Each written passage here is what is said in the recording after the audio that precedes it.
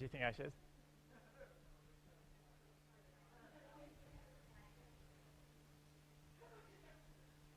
Hey everyone, I'm going to speak in kind of a normal tone and you tell me how it sounds back. Does that sound okay? Microphone? Okay. Does that sound better? All right. So Ned will probably use the microphone. Ned, you want to read from here? I'll take that one. Okay. Well, let me start just by thanking you all for being here. Telling you it's a great pleasure to be here with you. And guess what? I'm proud of myself. I've accomplished fixing the projector in task 339. It was a great pleasure to meet you last week. This is my second class at King University. And I'm so excited to welcome you here to this reading by Ned Bowman, who is the author of the Teleportation Accident. As I emailed everyone, the book has arrived at the bookstore, so if you have a chance, you can buy a copy. What we're going to do in terms of the class is we're going to talk some more about the teleportation accident next time. We're also going to be talking about Arcadia next time. I also want you to start reading Harold Pinter's The Dumbwaiter. We're going to be reading The Dumbwaiter for the next class and starting to read Samuel Beckett. We're going to push the short stories and compress the short stories a bit that are in the next week's reading, so we won't have as many of those to read. But by the end of the third class, we should have finished the teleportation accident. So that's how we're going to do the reading schedule. In terms of bookkeeping for tonight, we're going to do a couple things. First, I'm going to introduce Ned Bowman, and Ned's going to read from his novel and from a short story. I've got something that's really important for you, and that's a roster. And on this roster is a place for your name. If you have a different instructor other than me, be sure to write that other instructor's name down, because a few instructors have offered extra credit for their students to show up. And if you are a friend or family member of a student, you should write on this page which student you're the friend or family member of for extra credit for that student. So everybody understand that? All right. For attendance credit for tonight or for extra credit, make sure to sign up. I will pass this around. And if you notice anybody coming in later, put it in their face so they'll get to sign up too. All right.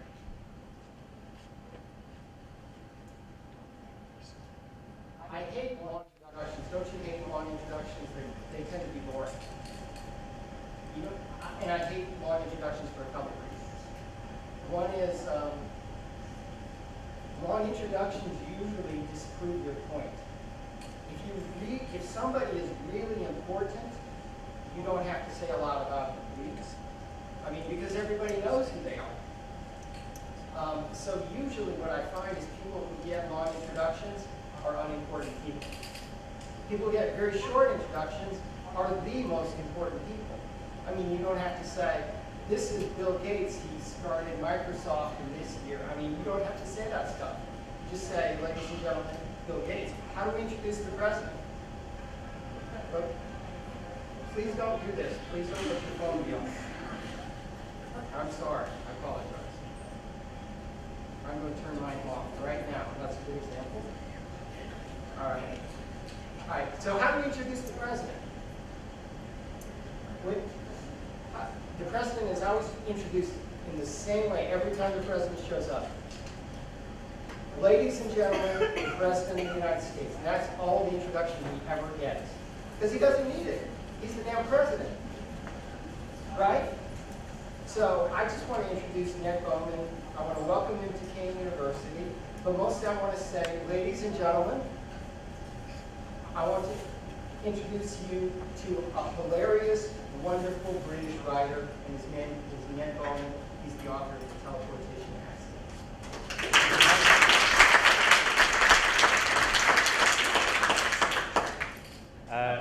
Thanks, Jeffrey, having been compared to Obama in the first 30 seconds of this event, it can only really be downhill from here. Thank you all for having me. This is my first time reading at a college. I specifically asked to be in this room because it's really important for me to keep track of my investments at all times. It's quite likely that I'll have to pause to call my broker at some point during this reading, but I'll try and make it as brief as possible.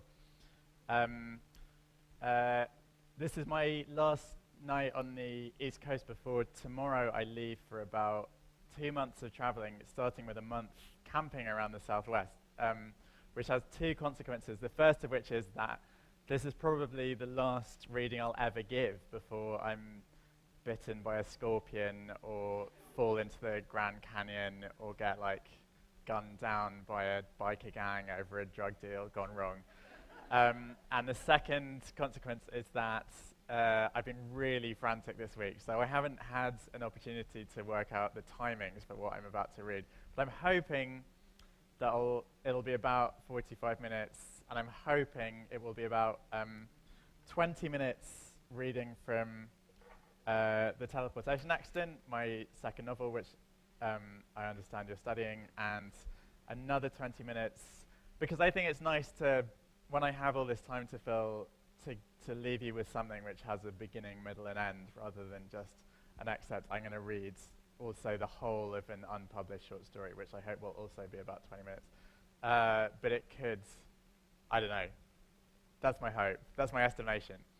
So I'm going to begin with The Teleportation Accident, which came out last year in the UK and then just came out in February in the US.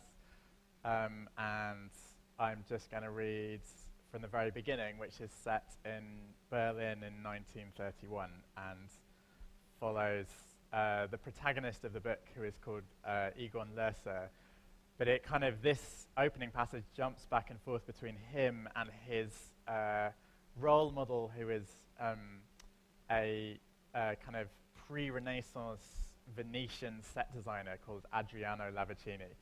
And I've been told by quite a lot of people that this opening passage is kind of impossibly dense. But I think if you understand that it's kind of back and forth between two different periods, then hopefully that is preparation enough. Okay. When you knock a bowl of sugar onto your host's carpet, it is a parody of the avalanche that killed his mother and father, just as the duck's beak that your new girlfriend's lips form when she attempts a seductive pout is a quotation of the quacking noise your last girlfriend made during sex. When the telephone rings in the night because a stranger has given a wrong extension to the operator, it is a homage to the inadvertent substitution of telegrams that terminated your adulterous cousin's marriage, just as the resonant alcove between the counterpoise struts of your new girlfriend's clavicle is a rebuttal to the apparent beauty of your last girlfriend's fleshier décolletage. Well, this is how it seemed to Egon Lerser, anyway, because the two subjects most hostile to his sense of a man's life as an essentially steady, comprehensible, and Newtonian mechanical undertaking were accidents and women. And it sometimes seemed to him as if the only way to prevent that dread pair from toppling him all the way over into derangement was to treat them not as prodigies, but rather as texts to be studied. Hence the principle. Accidents, like women, allude. These allusions are no less witty or astute for being unconscious. Indeed, they are more so, which is one reason why it's probably a mistake to construct them deliberately. The other reason is that everyone might conclude you're a total prick. And that was the final worry to flutter through Egon Lerser's mind before he pulled the lever on his teleportation device one morning in April 1931. If it went wrong, they would all say, "For what possible reason did you name your experimental stagecraft prototype after the most calamitous experimental stagecraft prototype in the history of theatre? Why make that illusion? Why hitch those two horses together? Paint the devil on the wall and the devil will come, as every child knows. Or, to sieve the German idiom down to an English one, don't tempt fate." But Lerser was so unsuperstitious, he was superstitious about it. He'd once got up on the stage of the Allian Theatre half an hour before a performance to shout "Macbeth" until he was hoarse. And one of his father's long-standing psychiatric patients had been an American financier who named his yacht Titanic, his daughter Goneril and Regan, and his company Roman Empire Holdings in the same spirit. So he couldn't credit the English idiom's characterization of fate as something like a hack playwright who never missed a chance to work in an ironic pratfall, any more than he could credit the German idiom's characterization of the devil as something like a preening actor who checked every gossip column in every newspaper every morning for a mention of himself, although perhaps God was like that. Accidents elude, but they don't ape. Naming one thing after another cannot logically increase the chances of the new thing turning out like the old thing. But if the test today went straight to ruin, people would still say he shouldn't have called it the teleportation device. What choice did he have, though? This machine was primarily intended for use in a play about the life of Adriano Lavaccini, the greatest stage designer of the 17th century. And the climax of the play portrayed the ghastly failure of Lavaccini's extraordinary mechanism for the almost instantaneous transport of persons from place to place, better known in modern discourse as the teleportation device. Since Egon Lerser was, in his own opinion, Lavaccini's closest modern counterpart, and since this new teleportation device was his finest innovation, just as the old teleportation device had been Lavaccini's, then to stifle the parallel between the two would have been even more perverse than to let it breathe. Anyway, Lavaccini himself had painted the devil on the wall with far bolder strokes than Lerser possibly could. Back in 1679, the teleportation device wasn't allowed a test run. Like a siege weapon, it had been constructed in total secrecy. No stagehand had seen more than a single jigsaw piece of the plans. Even Auguste de Gorge, the dictatorial owner of the Théâtre des Incarnés, had not been permitted a peek, and even at the final dress rehearsal of Monton's new ballet, The Lizard Prince, the machine had not yet been in operation. So neither the dancers nor their choreographer had any idea what to expect on opening night.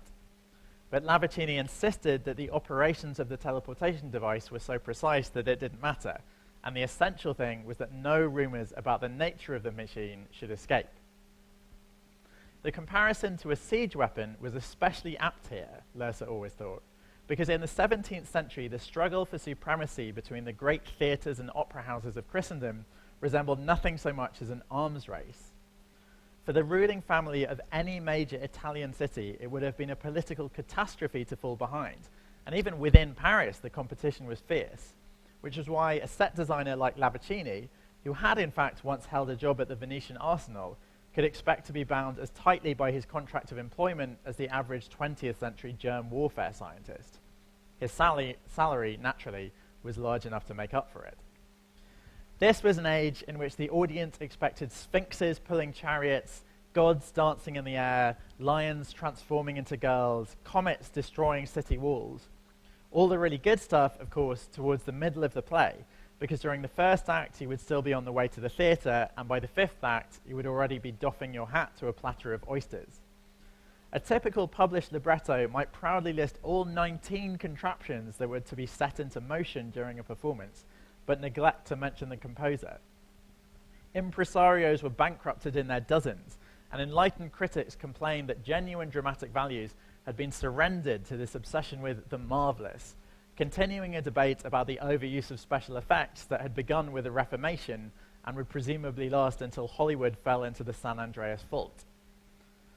So Lavaccini's employer could forgive him for wanting to keep the teleportation device a total secret. Still, even de Gorge, who had once strangled a man to death while dictating a love letter, must have felt a little nervous as the entire bejeweled elite of Paris, including, last of all, Louis XIV and his queen, arrived at the Théâtre des Incarnés for the premiere of The Lizard Prince, greeting each other with hand-kissing so formalized and ostentatious they were like miniature ballets in themselves. For the 1000th time, he must have reminded himself of what his mentor Lunaire had once taught him. As an impresario, you shouldn't flatter yourself that you were really anything to do with the show. You couldn't conjure a hit. Your job was just to sell tickets. And if you had done that to the best of your ability, said Lunaire, then the only thing left to pray for was that nobody in the audience arrived with a dog bigger than a child or a pistol bigger than an upholstery hammer. But all this without even rehearsing the new machine. That was painting the devil on the wall. Lerser's teleportation device, by contrast, was about to be demonstrated at the Little Alien Theatre in Berlin in front of only two other people: Adolf Klugweil, the putative star of the play Lavaccini, and Emanuel Blumstein, the putative writer-director. The latter, at 40, was old enough to have been a founding member of the famous November group, which seemed really pretty old to his younger collaborators. Behind his back, they mocked him for his baldness, they mocked him for his nostalgia, and they mocked him for his habit, whenever he thought he might have misplaced his wallet or pipe, which was always, of patting himself down with such impatience, such savagery, and such complete disregard for the actual location of his pocket that it began to resemble some sort of eroto-religious self-flagellation ritual. And yet, they also had enormous respect for their mentor's refusal to let the convictions of his youth fall out along with his hair. The belief all three men shared was that Expressionism had not been pushed nearly far enough. Expressionism is no more a form of theatre than revolution is a form of state, Fritz Kortner had written. Perhaps, but in that case, the revolution had been botched. The new objectivity that had replaced Expressionism in the middle of the 1920s was nothing but the old state with a new cabinet. In reply, the new Expressionism would be the old revolution with new bombs. Klugweil, meanwhile, was a 24-year-old so languid as to be almost liquid, except when he went on stage and broke open some inner asylum of shrieks and contortions, wild eyes and bared teeth, which made him perfectly suited to expressionist acting and almost useless for any other type. He'd been at university with Lerse, who had always wondered what he was like during sex, but had never quite had the cheek to make an inquiry with his dull girlfriend. "Is everyone ready?" said Lerse, who stood in the wings with his hand on the lever. The Alien Theatre had been an old-fashioned music hall before Blumstein took it over, and renovations were still only half complete. So after a few hours backstage, your clothes and hair were so thick with paint flakes, dust clumps, loose threads, cushion stuffing, cobwebs, and splinters that you felt like a veal cutlet rolled in breadcrumbs. "Yes, get on with it," said Blumstein, who sat in seat 3F of the empty auditorium. "This pinches under the armpits," said Klugweil, who stood on stage, strapped into a harness like a test pilot missing a plane. Lavaccini's extraordinary mechanism for the almost instantaneous transport of persons from place to place was, as it turned out, genuinely extraordinary. Once, as many as 16 stagehands communicating with whistles had been required to change a scene. Giacomo Torelli's invention of a single rotating axle had since made possible the simultaneous movement of multiple flats, reducing that number from 16 to 1. But that leap forward was rendered instantly trivial by the magnificence of Lavaccini's teleportation device. At the end of the first scene, the audience gave a gasp so great you could have marked it on a barometer as the stage suddenly took flight like a flock of birds. A vast hidden assembly of ropes, cranes, cranks, wheels, springs, runners, gantries, pulleys, weights, and counterweights was lifting every part of the set into the air, was rearranging it in a flurry of swoops and swaps and spins, and was setting it down again with barely an audible bump. The third temple of the lizards was replaced by a Dagonite slave cove before anyone in the room even thought of breathing out. All the violinists missed their cues, and one ballerina fainted, but the cheering afterwards was so loud that it didn't matter. At the back of the theatre, Auguste de Gorge decided that, having gone to bed with 8 whores after the last premiere and 5 whores after the premiere before that, he would go to bed tonight with 13.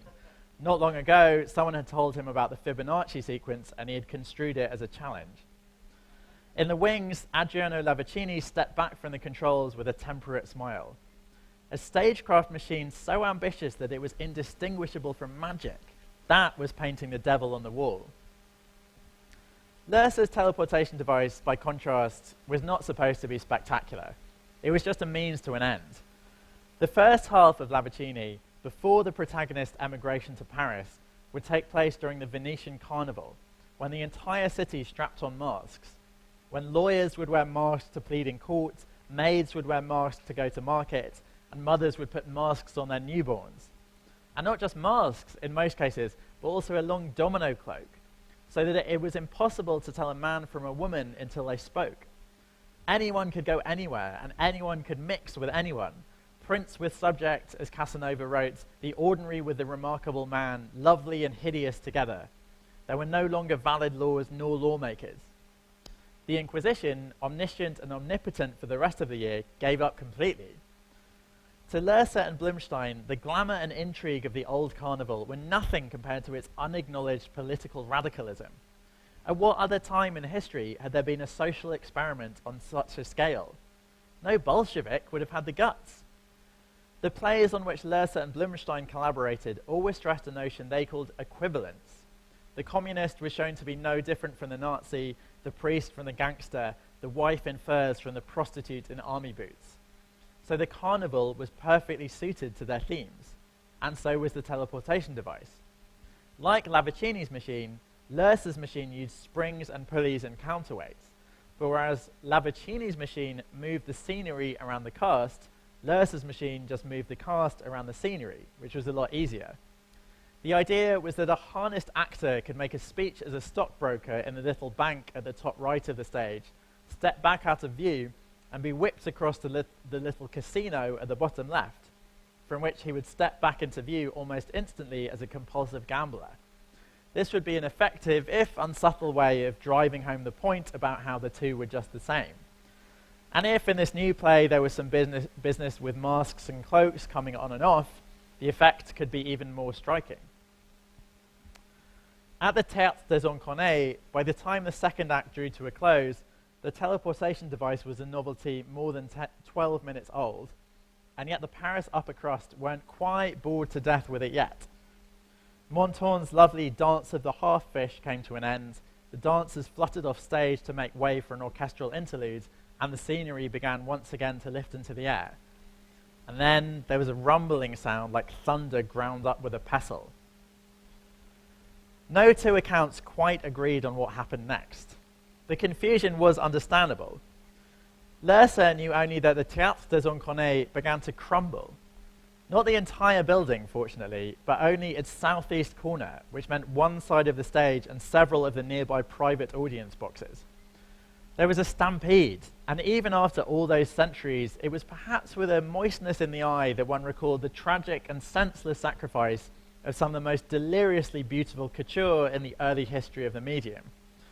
Most of the inhabitants of that couture, as it happened, were unharmed, as were the musicians, who were shielded from tumbling marble by the position of the orchestra pit, and the dancers, who by great good luck had just exited stage right rather than stage left. The dead, in the end, numbered about 25 audience members from the private boxes nearest the collapse, who were recovered from the rubble after the fires had been put out, but were in every case too badly mashed to be identified. The swooned ballerina, who had not been in the wings with her sisters, but rather languishing on a couch backstage, Monsieur Merdes, the Théâtre des Incarnés cat, and Adriano Lavicini himself. The teleportation device, meanwhile, had deleted itself along with the building. No part of it could be salvaged for an investigation into what might have gone wrong, and no plans or even sketches could be found in Lavicini's workshop. Auguste de Gorge was, of course, ruined, and Louis XIV never went to the theatre again. 250 years later, at the Allianz Theatre, a spring sprang, a counterweight dropped, an actor shot across the stage, and a scream was heard.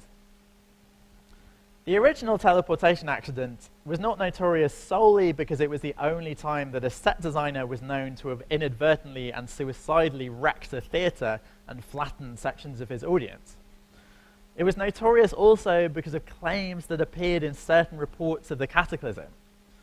Several reliable witnesses recalled that just before the end of the second act, they had detected a stench somewhere between rotten metal and rusty meat.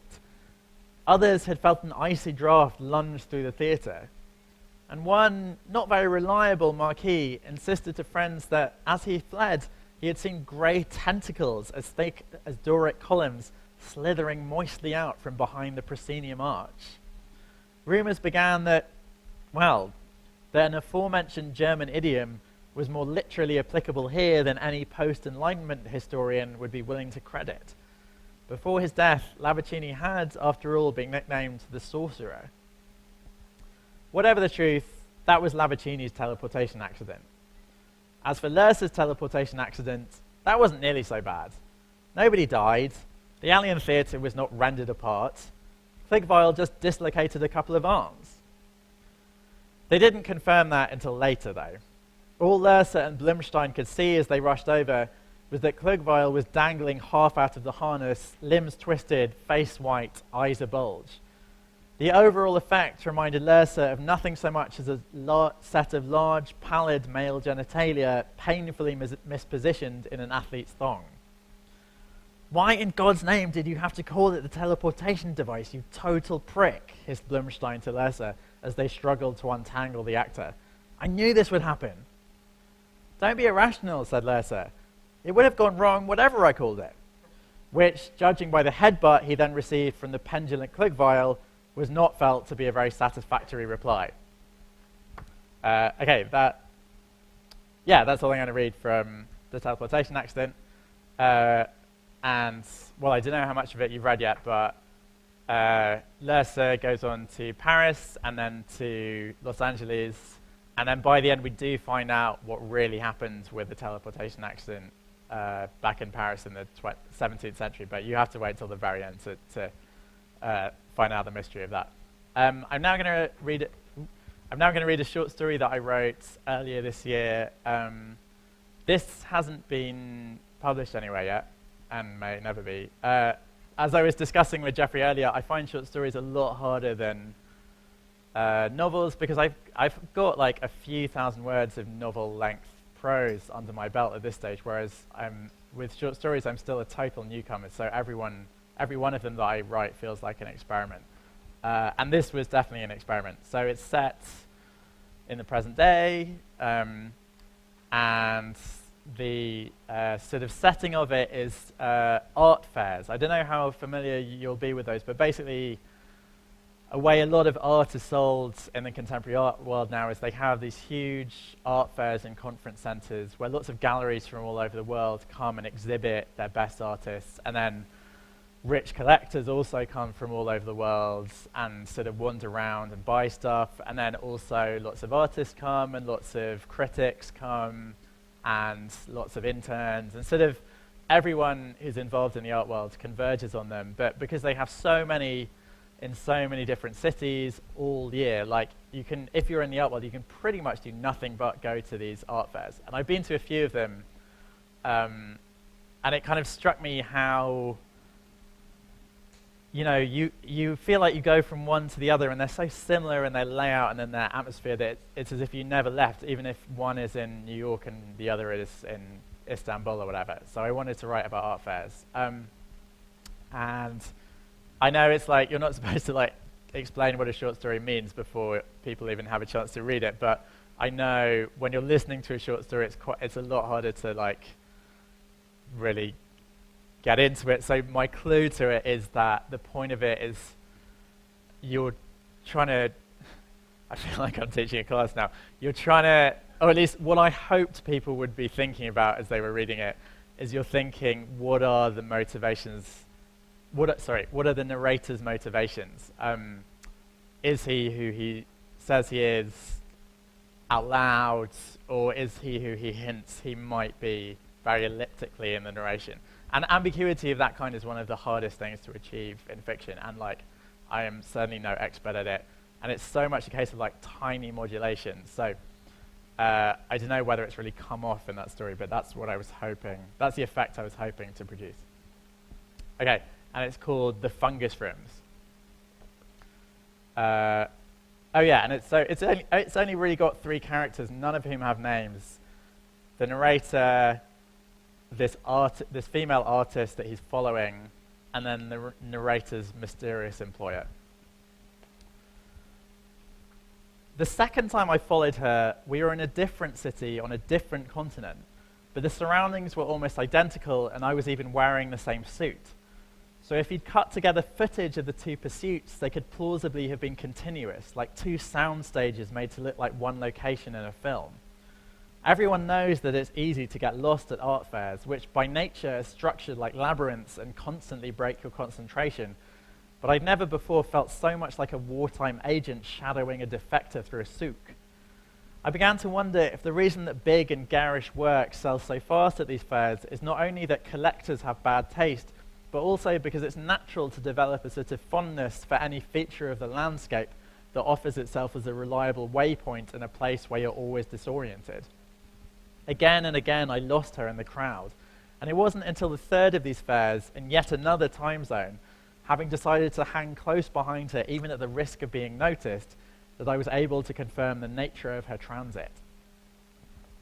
For a long time, most gallerists had felt reluctant to curtain off sections of their booths to show video art in cinema conditions, because the rent for a few days at a fair was always several $100s per square meter, and video art was such an inefficient use of mercantile space compared to hanging pictures on the wall. But the new video art boom had entered its third or fourth year, and now, even for some of the smaller galleries, it made economic sense to install a digital projector and a screen and a few padded stools in the dark. Day after day, fair after fair, she was touring these enclosures.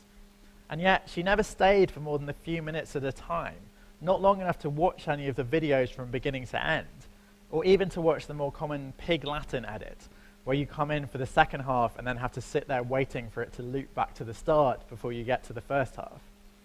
I thought of Breton and Vacher in their youth, hopping at random from cinema screen to cinema screen, trying to splice together a single dreamlike film for themselves. But her demeanor was far too businesslike for that. Anyone could see she knew exactly where she was going. Later that afternoon, at a Los Angeles gallery's booth, I hung back waiting for her to leave the enclosure before going inside myself and sitting down to watch.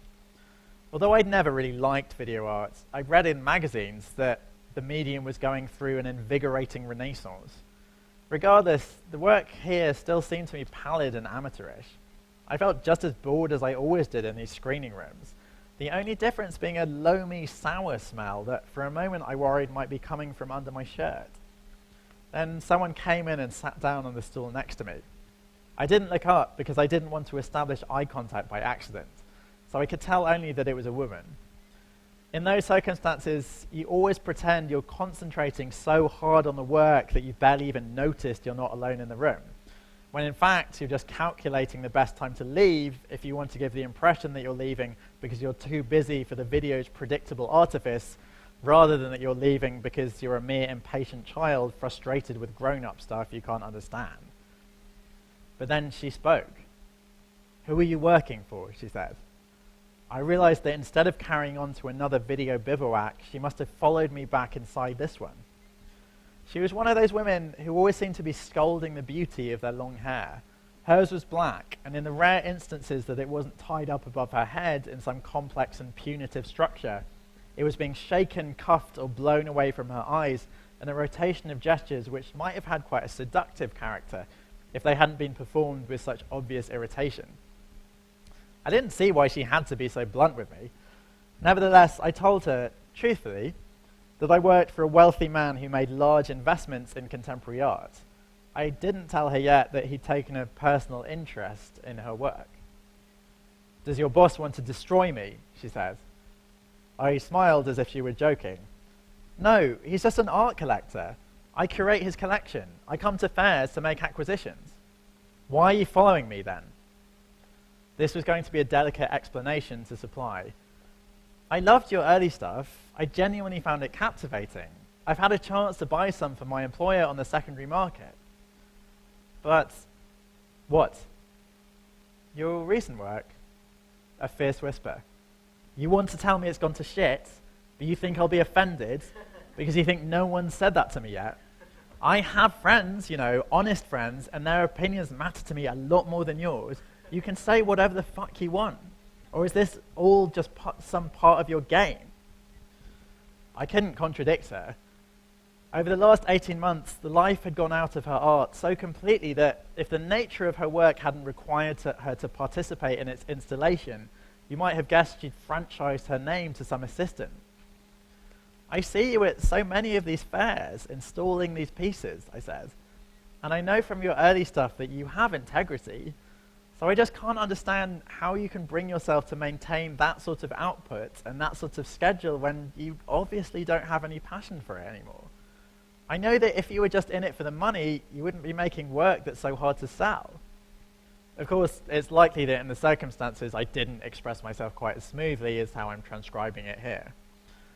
I just really wanted to know, and I thought maybe if I got a sense of you, I didn't want to betray what a pleasure it had been to watch her all that time. To have acknowledged it as one of my reasons for tracking her, even just to myself, would have distorted my role in a way that couldn't be permitted. So you started following me, she said. Why didn't you just call my gallery and have them send me over to put something in your boss's house? Because you knew I wouldn't come anywhere near the place once I found out who he was.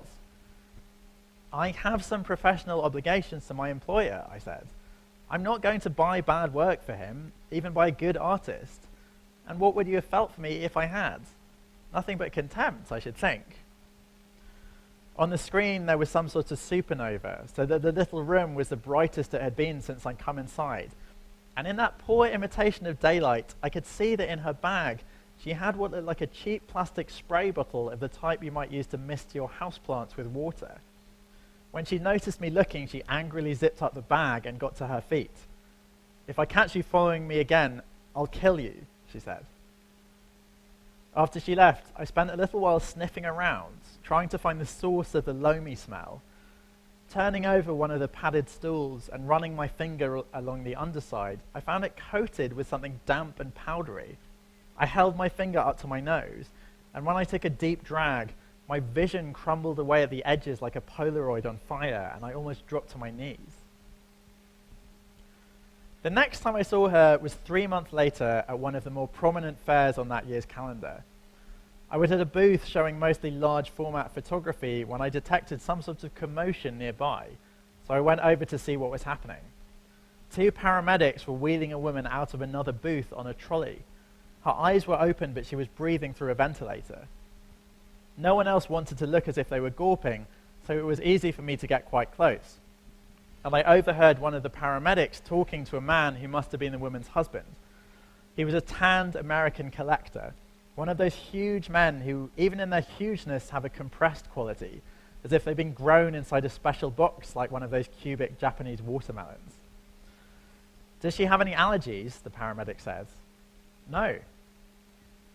Nearby, 2 shaken-looking gallery assistants were folding up the curtains that the paramedics must have pulled down so that they could get their trolley through. She's never had an episode like this before. The man swallowed. There was one time we were in the cellar of a cottage and there was black mold down there, and right away it was just like this. But I don't know what that has to do with anything because she was watching a video. She was just watching some video. I looked around, and a short distance away I saw exactly the person I expected to see. She was watching the paramedics, half hidden by a white partition between booths, gnawing at her thumbnail. When she saw me looking at her, she turned and hurried away. Although she made sure not to be conspicuous in her haste, she was almost too quick for me to follow as we zigzagged like laboratory mice through the maze. At one point, a German gallerist I know tried to stop me for a chat, but she wasn't quite out of my sight when she took a chance on ducking through a curtain into another gallery's curtained enclosure, and I went in after her. She stood in the corner hugging her bag, the beam from the projector masking half her face in blotchy red light. "Stay away from me," she said. "That was because of you, wasn't it? What happened to that woman? Are you going to report me to someone?" "Why would I do that? I'm not your enemy, I swear. I just like your art. I like the art and I'm interested in the artist. I know it's the biographical fallacy, but it's not so unusual." I tried to convey total honesty in my voice, and I had the impression that what she longed for more than anything at that moment was a human being she could trust, even if it was a stranger. What you're doing in these... Is there a technical term for them, by the way? No. What you're doing in these little rooms, are you making art? Is this what your work is now? Art? She grimaced. God, no. I don't make art anymore. Nothing can be more fucking nauseating to me. So what is this? This is real. You don't make art, but you still come to all these fairs, I said. They're convenient, she said. I need certain conditions, and I need to keep moving from city to city. I couldn't do it in a museum. I can't stay in one place. They're following me. You're following me.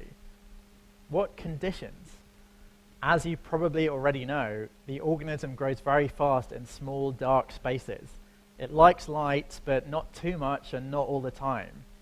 And for the metabolite to be effective, the organism needs certain inputs. Inputs? Comme des Garçons perfume, Prosecco sweat, heavy Japanese selvage denim, vintage silk, Margiela lambskin, really good moisturizer. Rich people stuff.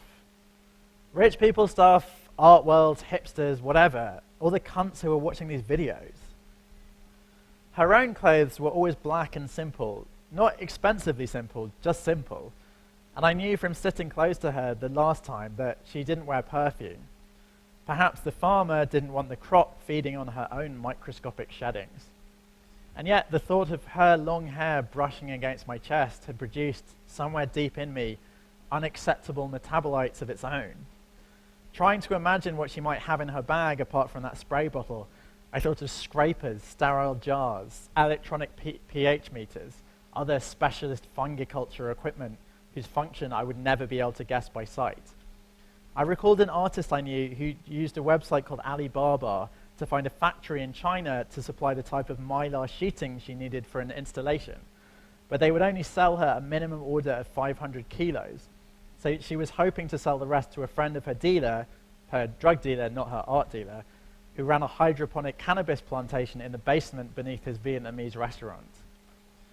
You're manufacturing a product here, I said, but it's a mold. I hesitated. Is it like penicillin? Is it some sort of antibiotic? She nodded. Anyone else listening to this conversation, I thought, would have assured me she was delusional. And from researching her online, I knew of an incomplete diploma at the Royal Academy and subsequent long gaps in her CV. But of course, the other explanation for those warning signs was that she was involved in certain obscure projects that had nothing to do with art. An antibiotic against what? I said. Against something your wealthy boss and his friends would rather not see cured. Something they cannot allow to be cured. I keep telling you, I'm only here because my employer is an art collector. I moved closer to her, wishing I knew how to make her believe me. It occurred to me that for all this chatter about the video art boom, neither of our private conversations so far had been interrupted by anything other than the nagging soundtrack of the videos themselves. Were we the only two people who ever actually came into these soft caves? Come back to my hotel with me, I said. This morning, I'd showered and dressed without bothering to open the curtains. I had no mental image of either the small room itself or the landscape in which it was situated, and I wasn't even sure I could remember which hotel chain it was, but the key card in my wallet would tell me. I'm not going anywhere with you. And of course, she was right to be unsure of my motivations. We'll get you a room of your own, I said. And after that, we'll tell my employer you're installing a major work in one of his houses. He has almost unlimited resources. If you have powerful enemies, he can protect you. I thought you didn't buy bad art for him, she said. Maybe you can just make sure you fake it well enough that even I can't tell the difference. Because that's what you do for a living. I leaned in to kiss her. Her lips were oddly cold. An interval of toleration, perhaps even a quickening of the breath, unless I was just flattering myself, and then she pushed me away. If you try to hurt me, I have a weapon. Hidden somewhere on my body, there's a vial. I'll smash it in your face and you'll start hemorrhaging internally in less than a minute. Is that what happened to that woman outside? No, she must have had an immune sensitivity. But the mold I grow at these fairs isn't the only mold I know how to grow. With the other mycotoxin, it wouldn't matter if you have a sensitivity or not. You won't need to do that. As I let my left hand rest on the small of her back, the video arrived at its end credits, typesetting her cheekbones. I just want to help you. About another 3 months later, my employer decided that for the first time he wanted to join his proxy on a personal visit to one of these fairs. We arrived together on the morning of the opening day, when only the wealthiest collectors were allowed inside. And although by lunchtime I found myself, as usual, worried by overstimulation, he showed remarkable stamina. In their search for novel effects, more and more young artists these days were making work in the form of complex, aestheticized physics experiments. And sometimes I like to imagine that if two of these pieces were carelessly installed too close together, they might begin to interact at the level of particle supersymmetry, restitching space until every art fair was not just centrally continuous with every other, but also topologically continuous, so that you could wander for months or years through these booths without ever finding an exit. Trapped inside, the population would before long be decimated by epidemics, heretical conflicts, peregrinations degenerating inevitably into banditry. My employer had already made 4 large purchases, including 1 video work, by the time we finally sat down for espressos in the sponsored VIP suite at the center of the fair. After nodding to an acquaintance across the room, he turned back to me and said, without preamble, "So no one knows what happened to her?" He readjusted his cup on its saucer. Some rich men seem to be altered down to their fine motor control by the assurance that they have staff to clean up anything they knock or disarrange. But my own employer, for all his hundreds of millions of dollars in assets, had the unobtrusive and scrupulous motions of an old-fashioned valet. "No," I said. "I've overheard 1 or 2 people wondering why they never seem to see her at these fairs anymore, but no one knows, and she's disappeared from view before. I think there was always an understanding that her art wasn't the product of a very stable personality. I wasn't about to admit how much less bearable I found these fairs now that she wasn't here. Indeed, I hardly knew why I was still attending them, and although my employer had treated me well over the years, I already decided to look for a new situation where I could put my specific combination of skills to other uses." "Did she tell anyone but you that she thought she might be in danger?" he said. "Or did she leave any communication to that effect?" "I don't know. It's a shame I won't have the opportunity to watch her at work here, or to make an investment. Not this week, no, but more work may become available in time. Although we were in a clean, bright room, I couldn't help but make the nostalgic gesture of reaching down to check the underside of my chair for seething fuzz.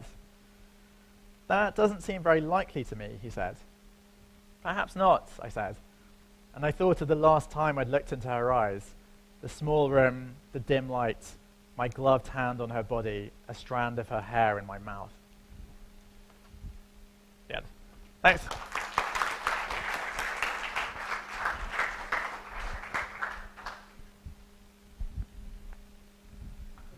Curious, how many of you, if this is your first reading you've done it?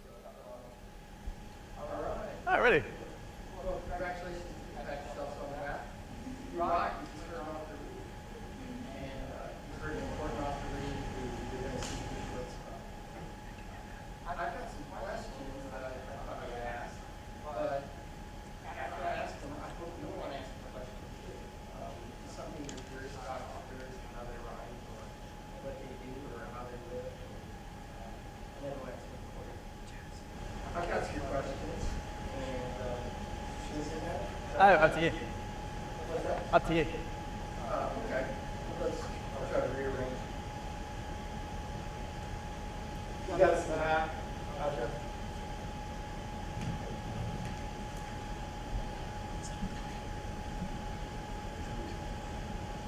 All right, so I thought I'd start out with some sort of biographical questions, and then some questions about writers and how they work, and then some questions about the publication next, and what you're doing next, and things like that.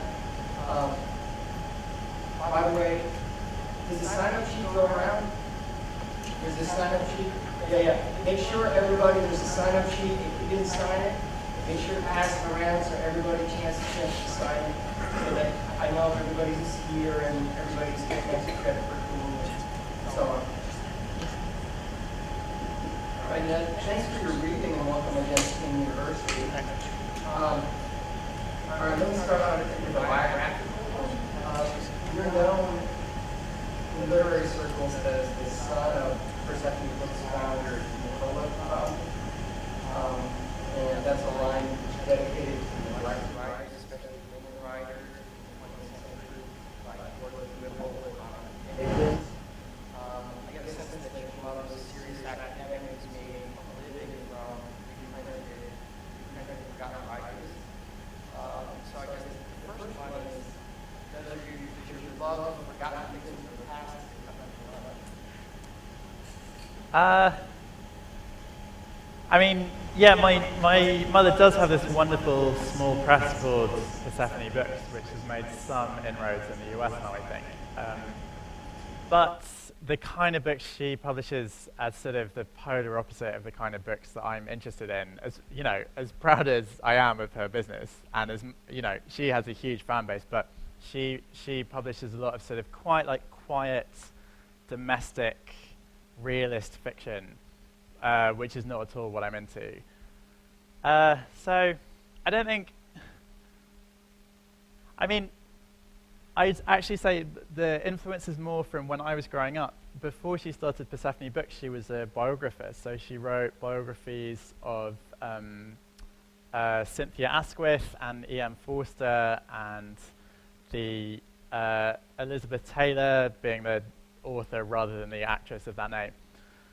So perhaps the fact that, in my childhood home it was full of like, you know, photocopied letters and like index cards and library books may have had an influence on how willing I was to kind of dive into the archives to research my 2 books that have been published so far.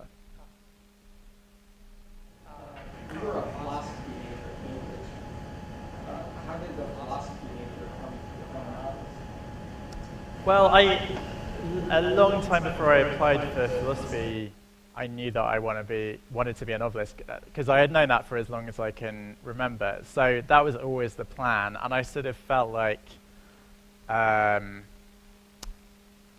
you know, all the books that you read as a English major, as it's called here, you can, if you want, read them anyway. Like, of course, you can't have the same teaching or the same discussion, but you can, if you want, read them in your spare time. Whereas I felt like philosophy is, at least as it's taught at Cambridge, is so much like a scientific training that it's just not something you can give yourself. So I thought, okay, I'll have to sacrifice the experience of being in an English department and then just do a sort of half-baked job of that on my own to make sure I can get this training, which I only have this one chance at to be a philosopher.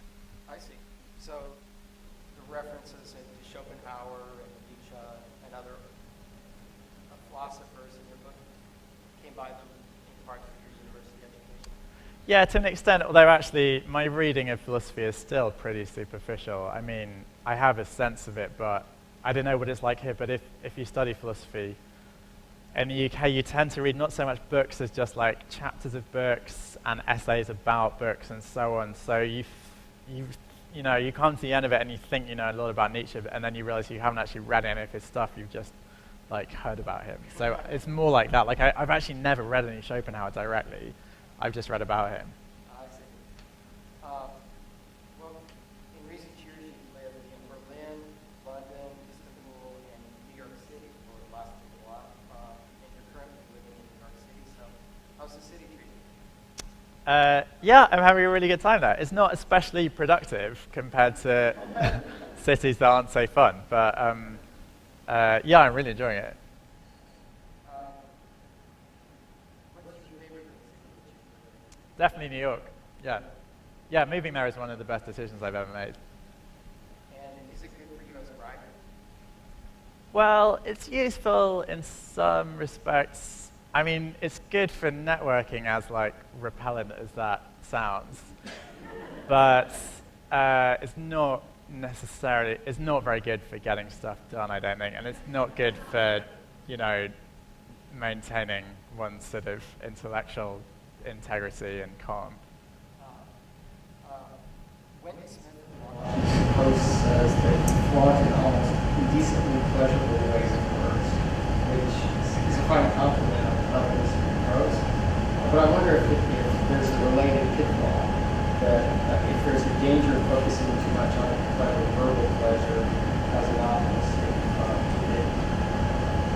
if in doing that you risk it because of the characters.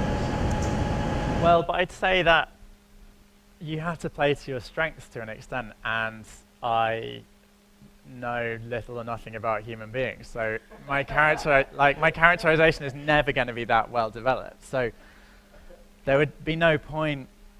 I'm never going to think I need to, you know, sweep away all these like verbal filigrees so that people can better appreciate my like telescopic insight into the human soul, because if I swept away the verbal filigrees, there's nothing underneath. So maybe in my later career, when I've like grown up a little bit, I will have some more developed characters. But at the moment, I'm totally aware that I'm like, to an extent, like surfing along on all the lyrical language. Like, and at this point, no one is coming to my books for like empathy or like human insight or whatever, because I have none of that. But your characters are really funny cartoons. Yeah, they're funny. Yeah. Tell us about your routine of writing. How often do you do it? When? How do you prepare to write? How long do you sit when you write? Those kind of things. Well, I mean, I kind of coddle myself so much. It's partly because I'm really bad at going back and rewriting anything that's already down on the page. So once I put something down, then to an extent that's how it's going to stay, which means I have to get it right the first time, which means I don't want to write when there's any danger of my writing worse than usual, because then that's what I'll have to live with afterwards, which means that I sort of permit myself to not write when I'm even like slightly sleepy or have like the ghost of a hangover or whatever, which means that a lot of mornings I get up and think, oh, I can't do it today. So I don't, especially in New York, so I don't get that much done. But like on a good day, I try, and I'm quite obsessive about like blood sugar. So I have like a protein-rich breakfast, and then I start at like 10, and then I write till about 1, and then I have a protein-rich lunch, and then I start again at like 2:30 and write till sort of 4:30, and then maybe if I've got a lot I want to get down, I might do some more from like 5 till 7 or something. But I mean, that I'm talking about like an ideal day. This is like once a year. Yeah, yeah. I read in another interview that while you use the internet a lot, you also have devised ways of not using the internet while you're working. Can you describe that a little bit? Yeah, I have an incredibly elaborate internet blocking fortress on my computer. So I use, well, at least like 3 different methods, maybe sometimes 4, including one called K9 Web Protection, which is something that parents are meant to install on their kids' computers. But being an author, or being anyone who works for themselves, actually being a student is a bit like this. Like, it's like being your own parent. You're constantly having to discipline yourself if you're going to make any progress. So, of course, I have like child protection software on my computer. Yeah, and then the problem is, obviously, I could just like turn the internet off completely, but my method is so reliant on checking stuff on Wikipedia and the Oxford English Dictionary and like Google Maps and Flickr and people's weird little websites and stuff that I can't turn the internet off completely. So all I can do is try and block everything that is not going to be useful and leave myself everything that is. Like game sites and stuff like that. Yeah, but I mean also, any newspaper website, like obviously any social networking of any kind, any blog about anything that I'm interested in, I just have to block everything. Anything that I like going on, I have to block, basically. But that, otherwise you can't get anything done. I do feel like I spend about 80% of my time like grooming the remaining 20% when I can actually get something done. Tell me about planning your work. I mean, I know some writers are very obsessive with their characters, especially when they have a lot of characters. You have dozens of characters in Teleportation Accident. I mean, do you create note cards for characters? Do you create sort of profiles of characters before you start? There's plots for hundreds of years going on in Teleportation Accident. So how much of that have you planned out before the novel begins? Well, I have a lot of it. I try and keep most of it in my head because I think it evolves a bit more naturally there. And yeah, for this book, for instance, I made a big, like, not note cards, but like a big A3, or no, what's the bigger one? A1, big piece of paper so that I could work out how to distribute all the events between the different chapters, which was quite challenging. But I also leave a lot of stuff open. I mean, the book I'm working on now is by far the longest and most convoluted thing I've ever tried. So, and it has 6 main characters. So I started off by, for each of the 6 characters, I made a list of how they view the remaining 5 characters. Yeah, which was really hard work. I don't know how useful it was. But I can't. Yeah, I try and keep a lot of it open, because then it leaves you room to think of better stuff than you would have thought of in the planning stages. I noticed in your story about fungus and also in the teleportation accident, you're interested in almost scientifically complex things. You're interested in complex mechanisms, and your plots tend to be complex mechanisms of that. I mean, you're interested in mousetrap-like contraptions and mousetrap-like contraptions, especially that go bad and that explode Yeah. in various ways. I mean, is that just you, or do you think that just makes a more interesting story, or is that what we tend to look for in plot, or is it just a special kind of book that you have a plot like that? Well, I can't remember who came up with this phrase, but there's this genre of 20th century, mostly American fiction, that some critics called the systems novel, which I think is a good word, because I am really interested in systems.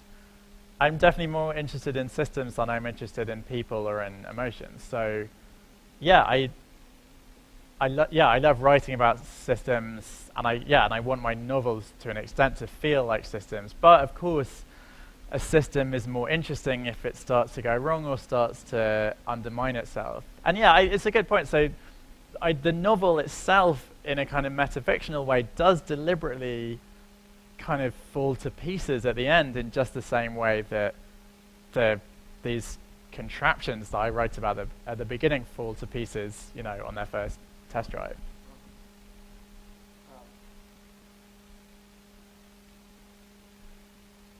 When you're writing, you know exactly how the novel's going to be finished. Some writers will imagine their final scene.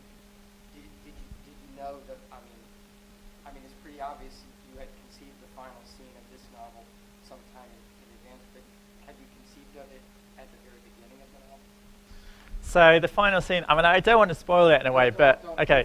The final scene is a very, very great departure from the tone, setting, and plot of anything that's come before, and it's often the first question people ask me after they read the novel. They say, why on earth would you do that? And part of the reason I did it was because I knew people would hate it, and I wanted the novel to have a kind of sting in the tail like that. And actually, I thought of it surprisingly late in the process. The book was originally going to end with what is now the penultimate chapter. And I actually remember it kind of been more than 3 months before I finished the book that I decided how to finish it, because I was sitting on a stage in Berlin in May 2011, I can remember. No, 2010, because I just moved there, and I was a part of this really boring panel, and while other people were talking, I was thinking about the book I was working on, and it came to me, I guess I could do that with the end, could I? And then, it kind of been more than, and then I finished the book in like July or something. So no, I think one might be surprised by how far towards the end I decided to end it like that. And then, but of course, then after that I went back and put in foreshadowing so that it looks like it emerges naturally. But a lot of the ways that I set it up are actually things that I only set up after I decided to do that. You said that when you write, you're really committed to your writing, so you don't like very much going back to revise, but in this case, you did revise some. How much, when you work with an editor from a publishing company, how much do they force you to revise the work? Well, it varies from editor to editor, and I've worked with 2 in the UK and 2 in the US. And my first UK editor I don't know, she got me to, my first book, Box of Beatles, she got me to expand it a certain extent, so it came, when I submitted it, it was 74,000 words. She wanted me to add 10,000 words of like characterization and background and sentiment and all the things I'm not very good at. So I could only manage 5,000 words of that, but which actually was a big addition to the book and also a big improvement. And no one since then has suggested any changes of that size. And you know, I'd be open to them to an extent, but I mean, yeah, it really depends on the editor. I've got a friend who, her first book, they essentially made her rewrite it from scratch with like the same premise but a completely different point of view. So that can happen. And it could very well be that a book I write in the future, I'm obliged to make much larger changes. But since that first book, it's kind of, this thing that I wrote the first time is kind of what has then been printed and sold. Sounds great. In your reader's guide to the teleportation accident, you list many influences from historical sources, such as biographies of Casanova and the sham doctor Sir Torinov, along with literary influence, modernist novels such as Joyce's Ulysses, postmodern novels such as Pynchon's V, and detective fiction like Postman Always Rings Twice, horror fiction like H.P. Lovecraft's The Shadow over Innsmouth, and science fiction such as J.G. Ballard's The Drowned World, films like The Planet of the Apes, graphic novels such as Grant Morrison's The Return of Batman, and even a video game, Assassin's Creed 2 from Xbox 360. Is there anything you didn't throw into there? Well, I mean, if you take that as a portion of the, you know, I consume a lot of media, so if you take that as a portion of of what I was consuming during the 2 years I worked on this book and then the year or so before that I was thinking about it, you know, it's quite selective in a way. Well, just seriously, but I don't know anything about Assassin's Creed 2. How did that play a part in it? Well, it's set in, I actually can't remember exactly when, but I think it's like 16th century Rome, Venice, and Florence. And it's just got this quite cool, like, Da Vinci Code type conspiracy plotline set partly in Venice. And it really, like, I'd already wanted to write about Venice, but it really brought to life sort of early modern Venice as, like, just like a really cool setting for stuff like that to be going on. So that was kind of in my mind when I was writing it. I mean, it's like the plot and the writing and the acting in that game are terrible, but they do a really good job of evoking this setting.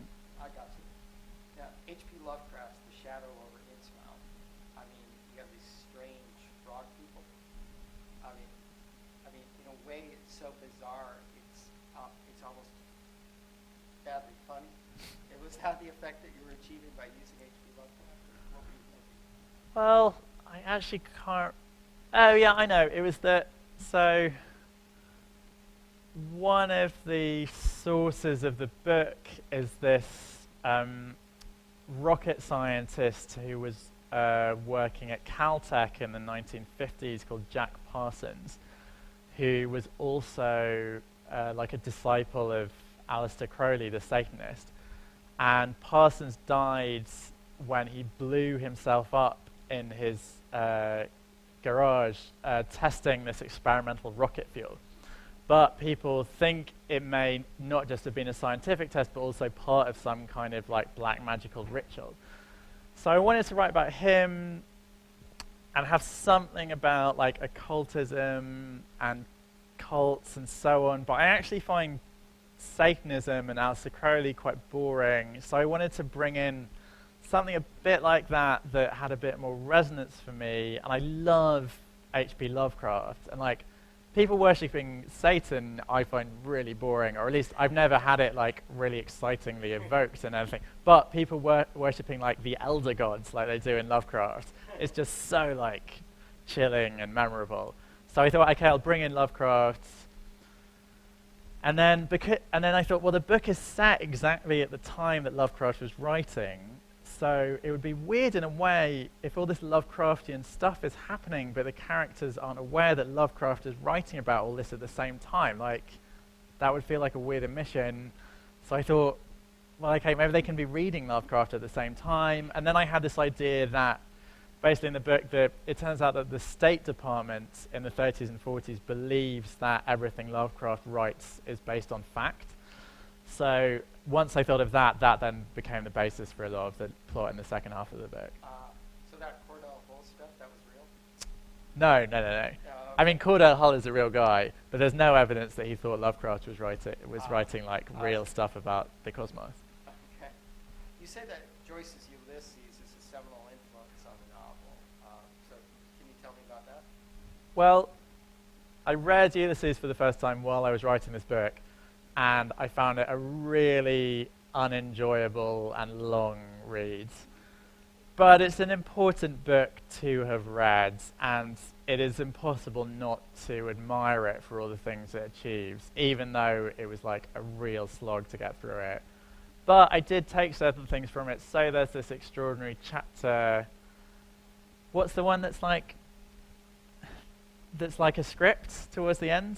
Is it the one about the sirens or something? No, it's not the sirens. Anyway, there's a chapter towards the end which is kind of dream sequence, which is in like a stage play format. So it's just the characters talking with stage directions in their dreams. And I was really, even though this book is 90 years old or something, I was really thrilled by this idea of having kind of exploring your characters not just through what they do and what they say, but like what they might say to each other in this kind of counterfactual dream reality, which evokes them just as much, but it's all stuff that you couldn't have them do as part of the main plot. Just like... Can you put in a chapter in your novel? Yeah, so I have a chapter where that happens. And, you know, it's strange as a writer to read something that old and take something from it as if it was a brand new innovation, because you think that anything someone would have invented in the modernist times would have filtered through to other books since then, but I actually haven't read another book which uses that technique, and it's just so brilliant and like such a great way to tell jokes and like subvert what you've already been doing. So that was important. And then also because like Joyce is not a character in the book, but he's mentioned several times and people are reading his book and stuff. So I felt like Ulysses was very much a presence. It was very much hanging over it. You confess a love of Christopher Isherwood's Goodbye to Berlin, and it's an influence on the Berlin chapters of the book, somewhat on the character of Adele Hitler. Is Adele another version of Isherwood's Sally Bowles? Yeah, to an extent. I mean, you've probably all read on the internet about the manic pixie dream girl genre of films, which is acknowledged. I mean, if you haven't, it's like the way that in romantic comedies in the 90s, they're all about some like staid guy at a day job whose life is shaken up by like a free-spirited, like fairy type girl. And it's actually, it's like a very sexist trope because these women never have any inner life. They're just like crazy, but they never have real like attributes or problems. They just like flitter around. And that trope is acknowledged as going back to probably Holly Golightly and Breakfast at Tiffany's, even though that's a wonderful book. And then that, of course, is derived from, Sally Bowles in Goodbye to Berlin, who I think may be the originator of the so-called manic pixie dream girl, although that's another brilliant book. And also, I think Sally Bowles is a very complex character. So, I had this character that, you know, the men all want and that they're all chasing, and that is sort of very like chaotic and disruptive and like maybe a little bit twee in some respects, but I try to make her a bit earthier by making her really just like vigorously and aggressively promiscuous, and also by having her maybe make some unexpected choices in the second half of the book. But yeah, I mean, not so much Sally Bowles specifically, but certainly Sally Bowles is the kind of like character of the like the sort of the like more generalized avatar that Adele is drawn from. Let me ask you about the protagonist of the novel. novel, or I don't know if I should call him the protagonist, but Egon Loser, he seems to me a real, to be blunt, a real loser. I mean, he's a loser in love, a loser in sex, a loser in art, a loser in marriage. I mean, he's not even a lovable loser. Most of the time he's fairly contemptible. And how do you make that kind of guy the protagonist of your novel? Well, whenever I'm talking about Lessa, I'm always reminded of, and I was reminded of this minutes ago because Seinfeld was playing in the Graduate Cafe, and apparently Larry David would when in the course of making Seinfeld, he would often be asked like, how could you bear to go into work every day and write a character like George, who was just so awful and just worse than any human being could imagine being and behaves like that. And apparently he would always just say, pretty much everything that George does or says is something that I have done or said, so please don't say that anymore. And I feel the same way about Lessa. Like, people say he's like such scum, but I mean, pretty much everything he does I feel like is something that I've done, or at least it's an exaggeration of something that I've done. So, Lessa is life to me. Like, he's more lifelike, more closer to like how I see life than he would have been if he'd been, noble. Okay. The villainous Dr. Bailey doesn't show up until almost 2/3 of the way through the novel, when we find out about his transportation research at Caltech. Why did you wait so long to bring up Dr. Bailey? Well, I still have the original notes to myself that I wrote when I came up with the idea for the novel, and I think it read, Weimar emigre arrives at Caltech and gets involved with a Lovecraftian cult who are murdering people on campus or something. And yeah, I'd written about about 35,000 words of the book, and I realized I hadn't even got to the verb of that sentence. I hadn't even got to arrives. I was just still on Weimar emigre, and that was as far as I'd got in my plot summary. So originally my conception of the book was that part of the plot would come in much earlier, but it became a lot more about like Lersa's journey and kind of explaining, why he is the way he is, and why he's in LA, and how he reacts to what happens to him in LA. It became much more about, one of my models for this book was a really enjoyable book called Any Human Heart by William Boyes, which is just the sort of fictional diaries of this guy as he goes through life from when he's like 13 in the 1920s, I think, and then fights in the Second World War, and then is in New York in the 50s, and then, is an old man in France in the 80s.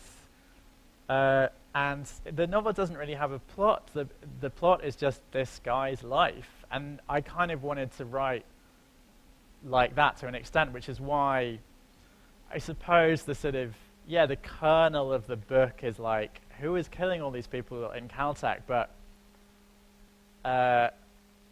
it couldn't all be about that, because because that is one episode in Lersa's life ultimately, and I wanted it to be about his whole life.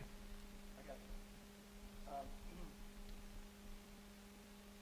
There are places where I'm reading about Bailey and he's having these flashbacks of his father, and maybe it's because I'm watching too much Dexter now, but I'm thinking of Dexter when I'm reading Bailey at times.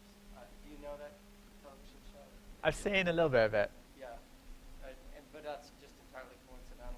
Well, it's got nothing to do with Dexter, but it probably has something to do with that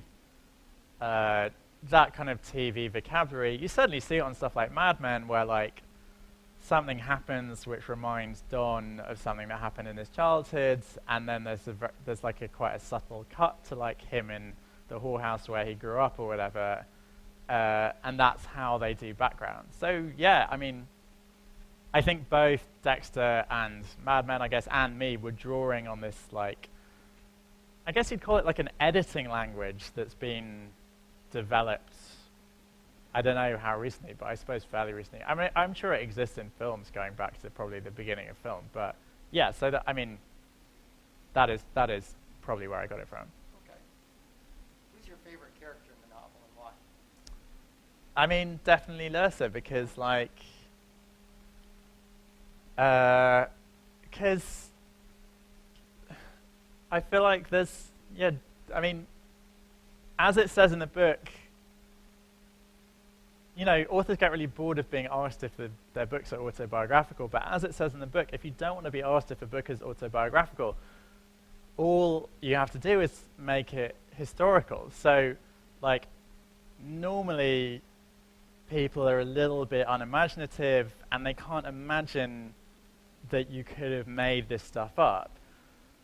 But if you put everyone in period costume, people are a little bit unimaginative and they can't imagine that you could have not made this stuff up. So, yeah, like Lursa is so much, you know, it's so much about my life during the period I was writing it, and I felt, and part of the reason I wrote it as I did was that I didn't feel like I was reading novels that like quite managed to evoke how I felt about things or like the problems that I felt like I was having. So yeah, Lursa is my favorite character because he, like, with him I was able to put down something on the page that I felt expressed something about my life that I hadn't seen expressed elsewhere. Was it a journey? I mean, he takes these strange journeys. It seems like he tours the world for love, and then when he has the chance for love, he doesn't take it. And then he's got this strange journey where he's looking for this pornographic book for a good part of the novel. I mean, is it the journey that appeals to you about Lursa? Well, but he does go on this journey, but then he also doesn't really change. Like, he's pretty much the same guy in 1942 or whenever the book ends as he is at the beginning, and it's only in the final section that we get a sense that his character is changing a little bit, which of course it had better, because the final section, as you'll see when you get to it, is set when he's in his 50s, I think. So there is this physical journey, definitely, but like, it's, I mean, what appeals to me more about him is the way that he doesn't change, the way he's like too obstinate and too immature. Because I don't see myself as someone who's like constantly growing and learning. And that's why Lursa doesn't grow and learn, even as he, you know, finds himself in all these different scenarios. All right, I want to ask about the character of Stent Mutton. He seemed to me to be a cross between Sinclair Lewis and James Cain. Is that right? Yeah, that is exactly right. So he's based mostly on James M. Cain, and the origin of that character was that I'd read The Postman Always Rings Twice, which is an amazing book, and then a couple of other of Cain's novels, which are really good. And he just writes in just such a just like muscular, like coercive, hard-edged, like gangster idiom, so like reduced and like just blunt, and so authentic. Yeah, I guess. That you read it and it's impossible to believe that the guy who wrote this thing was not like a criminal and a drifter, because it just feels so real and so like unschooled. And then for the first time, while I was researching the book, I read a piece of James M. Cain's journalism. And actually, he was just this like quite effete, like very sophisticated, quite florid aesthete, basically. Like he was like kind of a dandy. Like he just writes like such like kind of long lyrical sentences, like full of irony and sort of cultural reference. And that's how he wrote when he was writing non-fiction as himself. So, of course, I don't want to say that he was faking anything in his novels, because the point of writing a novel is that you take on other voices. So it's my fault for being fooled in a way. But I thought that was really fascinating. I just thought that could happen to someone else. Like, if the first time you realized that this author was not what you thought, was not by reading something else of theirs, but actually by meeting the guy in person for the first time, it would be even more shocking. So that's where it came from. And then, yeah, the Sinclair Lewis aspect of it is that there were plenty of American authors and journalists and even politicians and unionists and so on around that time who traveled to the Soviet Union and were really like seduced by Stalin, basically, and really persuaded that the Soviet Union had a really good thing going, and then regretted it very badly later in life. So yeah, it's an amalgam of those two archetypes. Well, I'm trying to figure out the characters who seem to be happiest in the book are the scamsters, the Voronov characters, the characters who are cheating other people in various ways. And you have a number of these cheats who go throughout the book. And is that because, I mean, they help propel the plot along, that you take a kind of pleasure in the scamsters, or is it more than that? I don't know. I've just always found like confidence tricksters fascinating. Like, I mean, who doesn't? There's loads of. That's why there's so many TV shows about them. Like, but also, I love that kind of the moment you get it in like Glenn Ross when Jack Lemmon is just on the point of making a sale, and it's has he faked it well enough, and he's so fake, but he wants this so much, and he knows that he's teetering on the edge, and is he good enough? Is he good at like falsifying himself completely to get this like essentially trivial thing that he wants? And it's such a demeaning moment, because wouldn't it be better if you could achieve things by being yourself? But he just wants it so much, and this is the only way he knows how to get it, and yet he still is not necessarily going to succeed, even after he's sacrificed his real personality so completely. It's just such a like, I mean, that's why one of the reasons why that play is so wonderful, and like why other characters along those lines are always so haunting. It's just such a like compelling moment. So I try and have a lot of those moments with all the scammers where you can just see in their expression just like the tiniest tremble of knowing that this maybe isn't going to work, and they've given up so much of themselves to make it work, and they want it so much, and like, yeah, I love scenes like that. But I wouldn't necessarily agree that they're the happy characters. Like a lot of the scammers in the book are just as unhappy as Lester is. What about the romantics? You have these romantic characters, the Muttons especially, where they make all kinds of sacrifices for their love.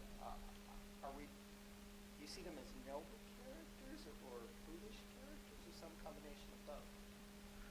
Well, I think it is true that the few happy characters in this book are the ones who are just in happy marriages, and like, and that's, I suppose it's to an extent. I mean, you'll all experience this soon. I don't know. I'm projecting my own experiences now, but like, there's a bit of a diversion I found after university. About 50% of people meet their spouses there. This is not statistically true, but this is what it seems like to me. About 50% of people meet their spouses there, go out with them for 4 years, get married a couple of years later, have families, whatever. And then the other 50% are like, no, I'm going to move to New York and like have like a series of like slightly demeaning relationships and be free and do whatever I want. And then the 20s go on, and you're just going to a lot of your friends' weddings, and you're like, no, I'm glad I'm not getting married yet. It's really nice just like doing what I want, and like I can theoretically sleep with whoever I want if they would sleep with me back. And then, but always there's this sense like, oh, actually the boring people are a lot happier, aren't they? And then also like, isn't it better just to like, to not chase something that will inevitably, in terms of your lifetime, reveal itself as trivial? Like, isn't it better? There's that line in The Tree of Life where she's like, where Jessica Chastain is like, you must love or life will pass you by, or whatever. And you go and see that film at like Film Forum, and then you go and have a cocktail afterwards, and then like maybe have too many whiskeys, and you're like, I'll love in my 30s, it's fine. So I think there's that real tension between those two groups of people, and the suspicion among the people who are free that they would rather be like a little bit more constrained and a little bit happier. So that's, yeah, the married characters are the people who are just like, just not settling, because that implies like lowering your standards, but just like content with what they have as human beings in love, which the other characters are not would not be willing to take, even if it was like handed to them on a plate. What are you planning to do next? What's your next novel? Well, my third book is called Glow, and it's pretty much done, and it will be coming out in the UK in May next year, and it will be coming out in the US. It doesn't have a firm publication date at the moment, but it will be September at the earliest, and maybe sometime in 2015. But yeah, it will be, because there's a lag between my UK and my US publications. But yeah, it will maybe be out next year here. Tell us who the publisher is and what it's about. Well, I've switched for this book from Bloomsbury, my publisher for the first two, to Knopf. And I'm reluctant to say too much about the plot, actually, but it's much more of a thriller than my first two, and it's a big departure from my first two in the sense that it's set just over 2 weeks in South London in May 2010. So it's very compressed and fast-moving and kind of down-to-earth and unexperimental compared to these two. The teleportation accident reminds me a little of Martin Amos's Time Zero, but it's distinctively more upbeat and funny. There's this little genre that people sometimes talk about techno-Holocaust fiction, and his work is techno-Holocaust fiction, and your work is techno-Holocaust fiction in a way, although they're amazingly different novels. So I wonder, do you think of that as a genre, or well, I think the phrase you may mean actually is techno-modernist Holocaust novels, which was coined, I believe, by this really wonderful essayist called Elif Batuman, who writes for The New Yorker and wrote this great book called The Possessed. And she was writing a review for the London Review of Books about this book, which is like a history of creative writing programs. And she took the opportunity of the review to muse a little bit about the kind of writing that is being written now. And she said that most people who come out of like New York creative writing programs end up writing what she called techno-modernist Holocaust novels, which include stuff like Everything is Illuminated, or books like that. And she's right, and I read that and I thought, oh my god, I have written 2 techno-modernist Holocaust novels. I can't believe how precisely she pinned me down. And then I finally got to meet her, and I said, yeah, I loved your essay, because I've written 2 techno-modernist Holocaust novels, and now I feel bad about it. And she was like, no, I feel bad about it. I'm sure I didn't mean your books. I'm sure they're much better and more interesting than the ones I was talking about. But to my knowledge, she hasn't read them yet, so I don't know whether they are better and more interesting than the ones she was talking about. Did pretty well with hers. Yeah, and I think it is a very apt description, because there are a lot of books like that out, including mine. Okay, just 2 more questions. First, tell us something about yourself that we probably would guess about you as a writer. Oh god, I don't know. I'm also trying to get a screenplay made.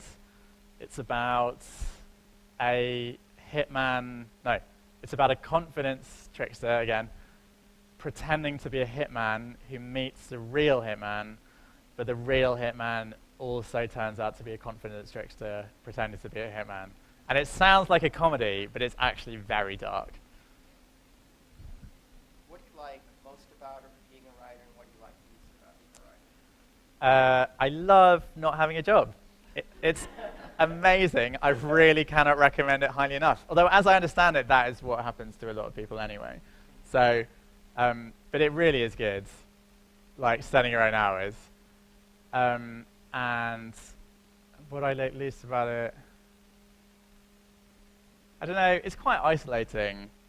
I mean, I used to work in an office, and it's nice, like, going in and talking to people and having someone to have lunch with. So for the first, like, year of being a full-time writer after I quit my job, I really felt like Jack Nicholson in The Shining.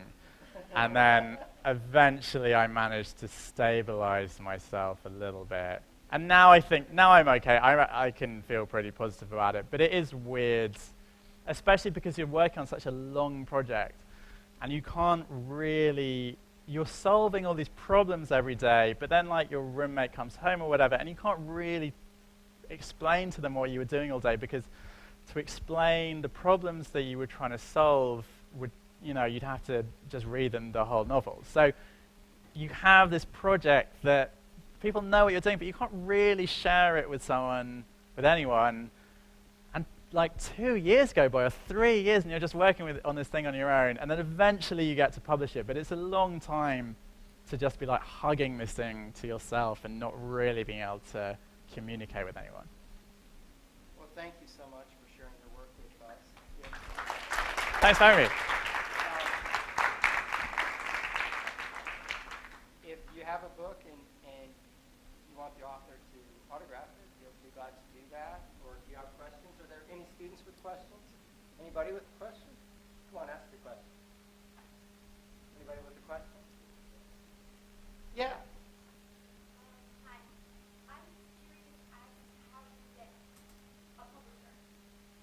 Sure. Well, first of all, you have to get an agent.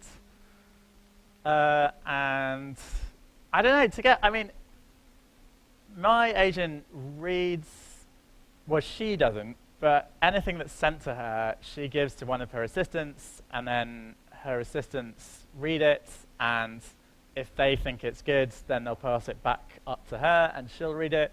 And if she thinks it's really good, then she'll, call you in for a meeting and maybe take you on. And once you've got an agent, you're, 3/4 of the way definitely to getting a publisher. So, I had like quite an effortless experience of it. People have a much harder time. I was really lucky, so this may be unwarrantedly optimistic, but if you send an agent something, if your book has like an interesting premise and like an interesting opening chapter, and you send a good cover letter, most agents still will read. They'll have somebody to read everything that comes off the slush pile. And obviously, then you're slightly at the mercy, of someone's assistant or someone's intern, and they might have terrible judgment. But then, if you send it to 10 agents, and you have written something good, and the premise is interesting, then it should, again, this may be too optimistic, but I think it should get plucked out, and then maybe the agent will take you on. Obviously, it is to my benefit to feel like it's a meritocracy, because then it makes me feel better about my good luck, because it feels more deserved. But I think it is agents, I don't know whether they will forever, but they do read stuff that's sent to them. So if you have something and you think it's good enough, then send it out. And once you've got an agent, getting a publisher becomes not easy, but like totally practical. You can, and people have real success like that, although then you have to take on the whole business of publicizing yourself. There is this structure, there's like this structure that already exists that you can slot in, where you get a publisher, and then they know all the people who will review you, and they know all the book buyers at the bookshops, and they know the people who can design your cover. And if you self-publish, you start from absolute zero. And it's a bit like, you'd never be like, well, you could build your own car, for instance, I suppose, from scratch. But it's a bit like that. There's so much different stuff that you have to do. And people totally make the best of it. But to me, it seems like an extraordinary burden compared to letting other people do all that very complex technical stuff, and then just yourself hopefully just doing the writing, a little bit of promotion. But I'm sure self-publishing will become more and more common. Any other questions? Yeah.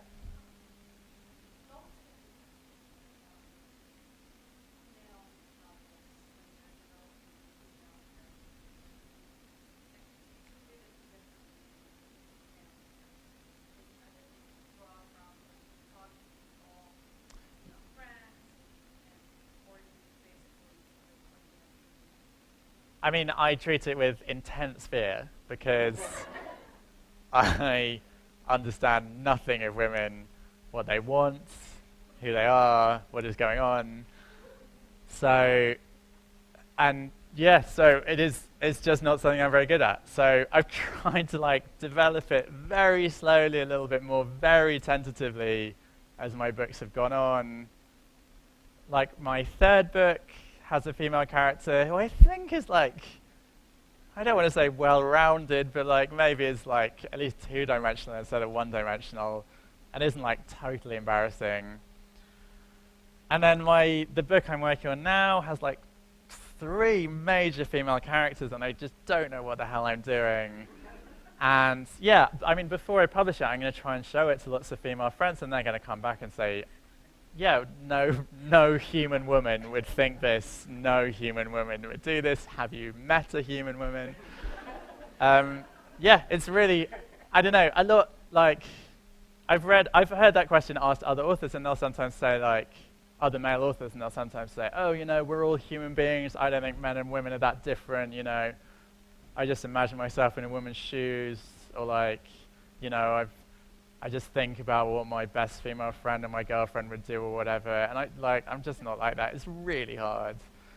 So I do my best, but it's one of the weaknesses of my books, and I think it always will be unless I'd like have some kind of empathy breakthrough. I don't know. It's really hard. Why do accidents like women? Oh, I'm sorry, got another.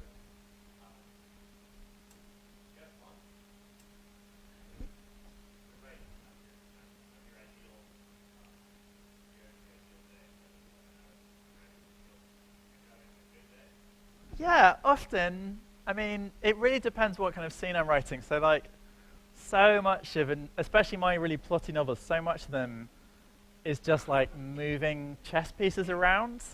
Sometimes literally, like, you know, Raymond Chandler said it took him like 7 years before he learned how to get a character in and out of a room. And stuff like that is really hard. And like, when it is just a lot about like, just like mechanics, it can be quite boring. Or when it's a scene that like you're not particularly invested in but has to be there for plot reasons, yeah, you just don't want to do it, and that can like hold you back for weeks. But it can be really fun. Sometimes I'm sitting there just like laughing so hard at my own jokes, which is not an attractive quality. And also it varies from book to book. So like this book, I had like a really dysfunctional relationship with it. A lot of the time I was writing it, I was like, why am I writing this? I should never have started this. This is the opposite of what I want to be doing. And then I was pleasantly surprised when people responded to it. And then, but my third book, which is coming out next year, it was just such a joy to write all the way through, which I guess probably means everyone will hate it when it eventually comes out. So yeah, it can be like the funnest thing in the world, but it can be real drudgery as well. It just depends on what bit you're doing. I guess it depends on how much freedom you have. If you're writing a scene where you have no freedom because things have to happen and things have to be accomplished, it can get boring. But if you're writing a scene where all you have to do is like tell some jokes, like describe a cloud, and then like come up with a metaphor, and then, you know, tell some more jokes, and then like kill a character. Yeah, that is like, there's nothing more fun. Why do accidents like women elude, or why women? Well, I mean, I should start by saying Lersa is like, I don't want to call him a misogynist, but like, you know, he's not like a particularly sensitive guy about gender relations. So that opening paragraph is very much from his point of view. So he's saying that like, I don't know, I think it was just that like, the structure of that opening section is drawing comparisons between the teleportation accident in 1932 or whenever it is and the one in 1679, and then, but also Lersa is like, he's in the book, he's recently had a breakup and he's just like so single, and so much of it is about him trying to like win over another girl, Like, all this stuff is really on his mind. And I was thinking about the way that, like, that you do end up, like, comparing the people in your life a little bit. If you're not, like, I mean, obviously you shouldn't, and if you're, I guess, really in love with someone, you won't. But when you're a little bit more detached, you do. So I was kind of drawing a comparison between the way, in like the history of your own life, as it were, you start making allusions between different people you've known at different times, in the same way that in the history of stage technology, Lerser is making allusions between different things that have gone on. Other questions? Yeah. Well, yeah, that's the question, isn't it? So I'm glad you asked that. So there's three ways of looking at it. So it ends with his memory of her in a dark room, and you don't know. I hope this came through. I'm glad it came through at least a little bit. The dark room could be the video arts like enclosure screening room where you last saw them. Or it could be his hotel room where he's taken her back to after successfully like convincing her of his good intentions, and then they have a romance, and then that's why she's not around anymore. Yeah, or it could be some weird like cupboard somewhere where he's gone to strangle her. And yeah, that's the point of the story. Or not the point of it. Yeah, kind of. That's the main thing that I was trying to achieve with the story. By the end, you don't know what his motivations are. I really hope this came through. Whether it's one, he is just working for his boss, and his boss wants to buy some of her art, and that's all it is. Two, he is just working for his boss, and his boss wants her dead, and he's going to kill her. Or three, he's kind of working for his boss, but he's more interested in, like, you know, making this woman his girlfriend and taking her away from this terrible situation she's in. Yeah, so I don't know. I mean, I guess it leans a little bit on the side of like he's quite sinister, but I don't know. And I like maybe, obviously you want it to be like, oh, you read it a second time and you have a completely different conclusion at the end. I don't know whether that will work. But yeah, who knows? That's meant to be the question.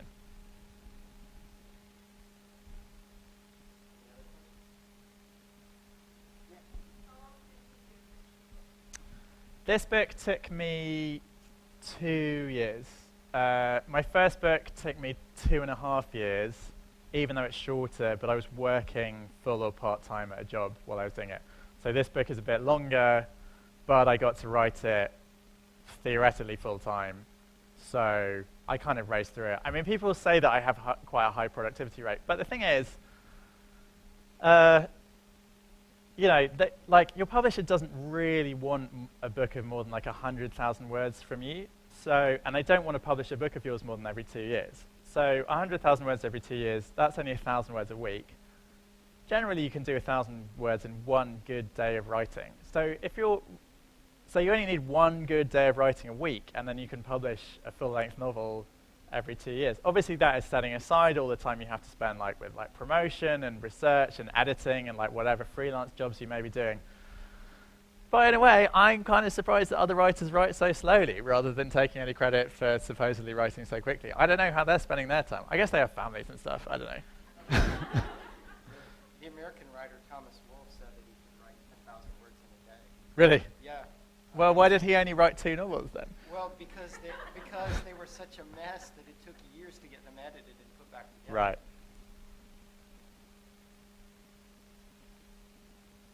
Any other questions? Well, thank you all for coming. Thank you for being here. Thanks.